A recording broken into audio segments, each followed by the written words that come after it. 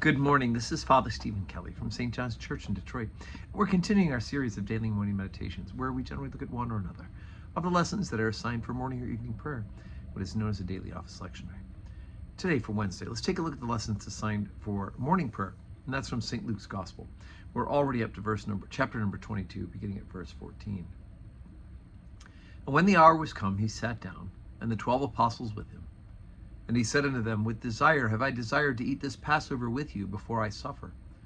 For I say unto you, I will not any more eat thereof until it be fulfilled in the kingdom of God. And he took the cup and gave thanks and said, Take this and divide it among yourselves, for I say unto you, I will not drink of the fruit of the vine until the kingdom of God shall come. And he took bread and gave thanks and brake it and gave it unto them, saying, This is my body, which is given for you. Do this in remembrance of me. Likewise also the cup after supper, saying, This cup is the New Testament in my blood, which is shed for you. And behold, the hand of him that betrayeth me is with me on the table. And truly the Son of Man goeth, as it was determined, but woe unto that man by whom he is betrayed.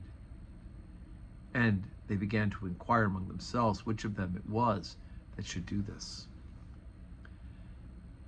And there was also a strife among them, which of them should be accounted the greatest. And he said unto them, The kings of the Gentiles exercise lordship over them, and they that exercise authority upon them are called benefactors. But ye shall not be so.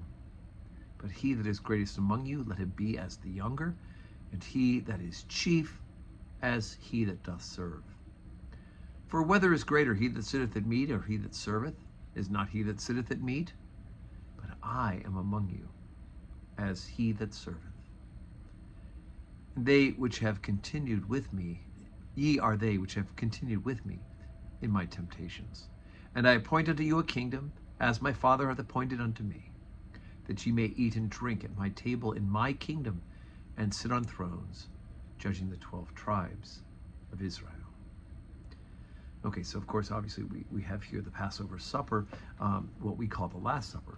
But it is the Passover meal. It's that yearly commemoration of that last night when God would send the angel of death to the firstborn of the Egyptians, but spared the people of the Jews. They passed over. And so a meal was prepared, and every year that meal is prepared once again.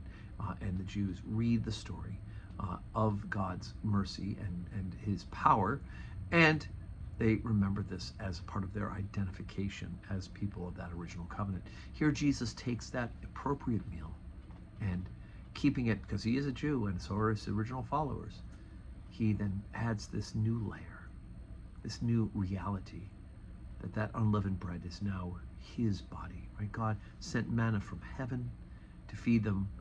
Now God is providing himself, his own flesh, in that unleavened bread.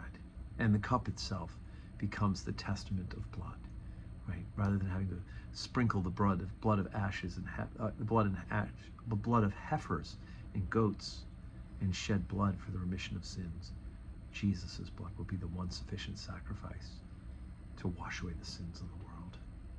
And so now, this is new. And of course, within a couple of minutes, they're fighting over who's going to be the greatest. After they're told that someone's going to betray them, and they have a little bit of discussion about that, now they're talking about which of us is going to be the greatest, right? They still have a long way to go. And we know that because, in fact, soon afterwards, when Jesus goes into the garden to pray before his arrest, they fall away, tired, sleepy. And ultimately, even Peter will deny knowing Jesus.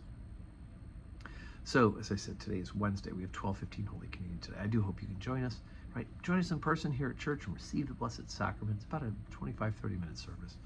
Or you can join us online where you're watching this morning meditation. And may God give you a Wednesday that is full of blessings.